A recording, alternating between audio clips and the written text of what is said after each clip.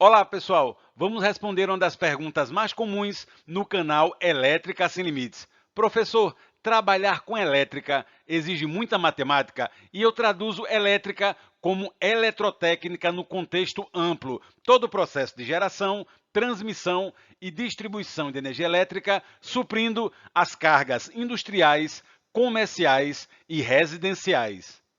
Precisamos ter em mente que eletrotécnica abrange diversas áreas de atuação, por exemplo, manutenção preditiva, preventiva e corretiva, a área de instalação e montagem e também projetos, dimensionamento de equipamentos, cabeamento, sistemas de proteção, acionamento e controle. E não esquecendo a área de estudos elétricos, com análise de fluxo de potência, curto-circuito, estabilidade e transitórios eletromagnéticos e eletromecânicos. E, por fim, a área de operação de sistemas elétricos, que é onde eu trabalho toda a parte de regulação de tensão e frequência, controle de carregamentos de transformadores e linhas de transmissão, manobras, recomposição pós-blackout e análise em tempo real de fluxo de potência e estabilidade. Na prática, cada área de atuação exige um certo grau de profundidade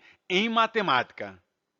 Vamos agora fazer um comparativo da complexidade matemática. Vamos aplicar a lei de Ohm para calcularmos a corrente elétrica em um circuito simples, onde temos uma tensão contínua aplicada sobre uma resistência elétrica. Basta uma aritmética básica. Corrente elétrica será a razão entre tensão elétrica e resistência elétrica, muito simples. No entanto, se utilizarmos uma fonte de tensão alternada senoidal e introduzirmos outros elementos passivos, como indutância e capacitância, teremos agora que calcular reatância indutiva e capacitiva, que dependem da frequência da tensão elétrica. E utilizando a trigonometria, chegamos à expressão da impedância, que podemos também calcular através dos números complexos. E a corrente elétrica, ela se reduz novamente a uma aritmética básica. Basta dividirmos a tensão elétrica da fonte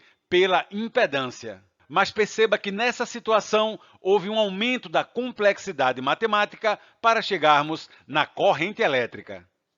Vamos agora calcular as correntes elétricas desse circuito. Aumentamos a complexidade e iremos utilizar as leis de Kirchhoff, lei dos nós e lei das malhas. E chegaremos a um sistema de equações lineares que também pode ser reescrito na forma de equação matricial. Perceba que houve um aumento da profundidade matemática. Temos que conhecer resolução de sistemas lineares e também as operações com matrizes e determinantes. Esse circuito pode se tornar ainda mais interessante trocando as fontes de tensão contínua por fontes de tensão alternadas senoidais e ainda introduzirmos elementos como indutor e capacitor. Agora sim, teremos novamente um sistema de equações lineares que pode ser tratado como equação matricial. E qual foi a diferença? Foi o aumento da profundidade matemática, porque agora teremos que tratar com variáveis complexas em função das fontes senoidais e dos elementos indutor e capacitor.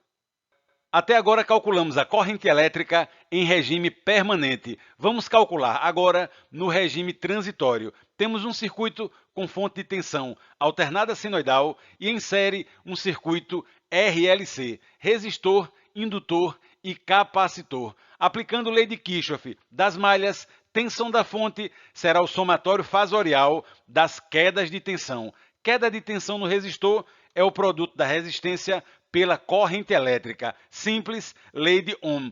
Queda de tensão no indutor será a indutância multiplicada pela derivada da corrente elétrica. E a queda de tensão no capacitor será o inverso da capacitância multiplicada pela integral da corrente elétrica. E isso advém do cálculo diferencial e integral que aprendemos na engenharia elétrica. E o resultado será uma equação diferencial. Quando solucionarmos a equação diferencial, chegaremos então ao comportamento da corrente elétrica na energização do circuito. Teremos uma corrente elétrica com parcela exponencial e também senoidal. E podemos analisar o grau de amortecimento e estabilidade desse sistema.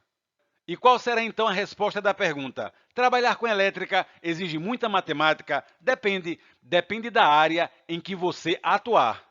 Por exemplo, uma análise de curto-circuito no sistema elétrico de potência requer muito mais matemática do que um simples projeto elétrico residencial. E você pode verificar isso analisando os livros de análise de curto-circuito e também de instalações elétricas prediais. É isso aí, pessoal. Espero que vocês tenham gostado do vídeo. Forte abraço e bons estudos!